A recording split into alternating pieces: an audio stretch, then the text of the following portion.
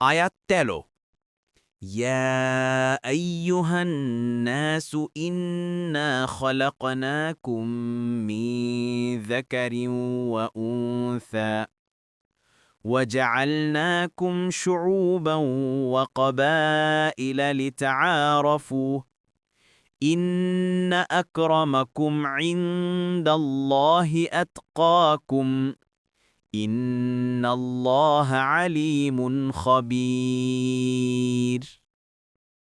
অনুবাদ: হে মানুষ, আমরা তোমাদেরকে সৃষ্টি করেছি এক পুরুষ ও এক নারী হতে, আর তোমাদেরকে বিভক্ত করেছি বিভিন্ন জাতি ও গোত্রে, যাতে তোমরা একে অন্যের সাথে পরিচিত হতে পারো। তোমাদের মধ্যে আল্লাহর কাছে সে ব্যক্তি বেশি মর্যাদা সম্পন্ন, যে তোমাদের মধ্যে বেশি তাকওয়া সম্পন্ন। নিশ্চয় আল্লাহ সর্বজ্ঞ, সম্যক অবহিত।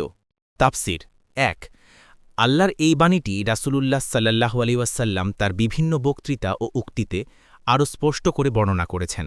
যেমন মক্কা বিজয়ের সময় কাবার তাওয়াফের পর তিনি যে বক্তৃতা করেছিলেন তাতে বলেছিলেন, সমস্ত প্রশংসা সেই আল্লাহর, যিনি তোমাদের থেকে জাহিলিয়াতের দোষত্রুটি ও অহংকার দূর করে দিয়েছেন।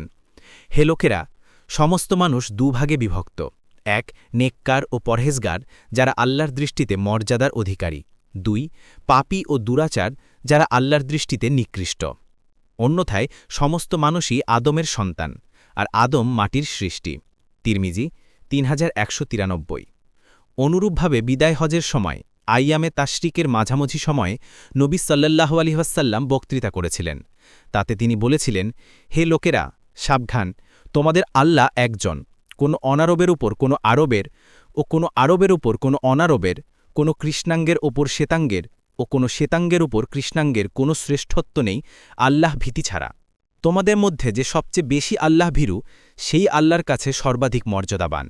আমি কি তোমাদেরকে পৌঁছিয়েছি? তারা বলল, আল্লাহর রাসূল পৌঁছিয়েছেন।